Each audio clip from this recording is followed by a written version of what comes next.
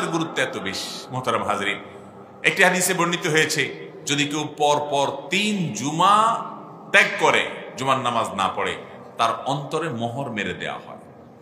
ভয়ঙ্কর একটা ব্যাপার। এই অন্তর হেদায়েত কবুলের জন্য অনুপযুক্ত হয়ে যায়। তবে আল্লাহ রাব্বুল আলামিন কারোর প্রতি অনুগ্রহ করলে, তিনি যদি তাওবায়ে নাসুহা করেন, আল্লাহ রাব্বুল আলামিন সে মোহর তুলে তাকে হেদায়েত দিতে পারেন। আল্লাহ রাব্বুল আলামিনের সেটি একান্ত ইচ্ছাধীন বিষয়।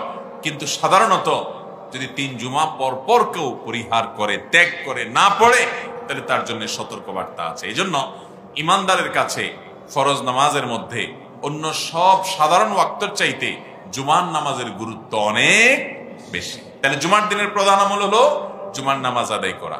এই জুমার নামাজের জন্য আমরা কখন যাব?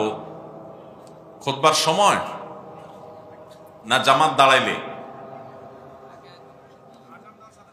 শেষ রাকাত পাইলেও তো জামাত পাওয়া হয়ে যাবে, জুমা পাওয়া হয়ে যাবে না?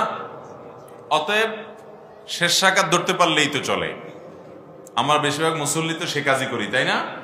অথচ আল্লাহ তাআলা কোরআনে কারিমে বলে দিয়েছেন, ইযা নুদিয়া লিস-সালাহ মিন ইয়াউমিল জুমআ, জুমার দিন যখন নামাজের জন্য আযান দেওয়া হয়, ফাসআউ ইলা যিকরিল্লাহ, আল্লাহর জিকিরের দিকে, আল্লাহর ঘরের দিকে, ইবাদতের দিকে, জুমার নামাজের দিকে দৌড়াতে থাকো, চলে যাও। দৌড়ানো বলতে আক্ষরিক অর্থে দৌড়ে দৌড়ে যাওয়া নয়, মানে তাড়াহুড়া করে অন্য সব কাজ রেখে গুরুত্বের সাথে সেখানে চলে যাও। ওয়াদারুল বাই'a, দুনিয়ার সব কাজ কাম রেখে দাও।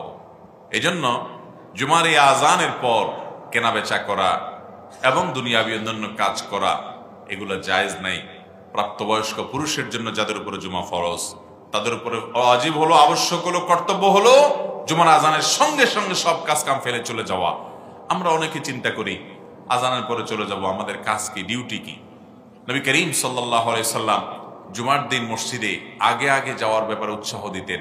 আপনি সেখানে বসে ইবাদত বন্দেগী করবেন। আমরা কাজ খুঁজে পাই না যে কি করব। হুজুর ওয়াজ করলে, খুতবা দিলে সেটা শুনি, এছাড়া আমরা নিজেরা কোনো কাজ খুঁজে পাই না। আরব দেশগুলোর দৃশ্য দেখবেন, ইউটিউবে দেখতে পারেন, যারা গিয়েছেন তারা দেখবেন, তারা সকাল 10টা থেকে 9:30 থেকে মসজিদে চলে আসে এবং এসে সবার হাতে হাতে কোরআন থাকে, সবাই কোরআন তেলাওয়াত করে, নফল সালাত, নফল নামাজ আদায় করে, দুরূদ শরীফ পড়ে, জিকির আজকার করে, জুমার দিন অন্যান্য আমলগুলো করে। এই দিনটা সপ্তাহের শ্রেষ্ঠ দিন, সাইয়্যিদুল আইয়াম। সপ্তাহের মধ্যে যত দিন আছে এর মধ্যে সবচেয়ে সেরা শ্রেষ্ঠ দিন হলো এই দিনটা। এই জন্য জুমার নামাজের জন্য আগে আগে যাওয়া, এটা হলো জুমার দিনের প্রথম আমল। নাম্বার 2, জুমার দিনের ফজরের নামাজ বিশেষভাবে জামাতের সাথে পড়ার চেষ্টা করা। এমনি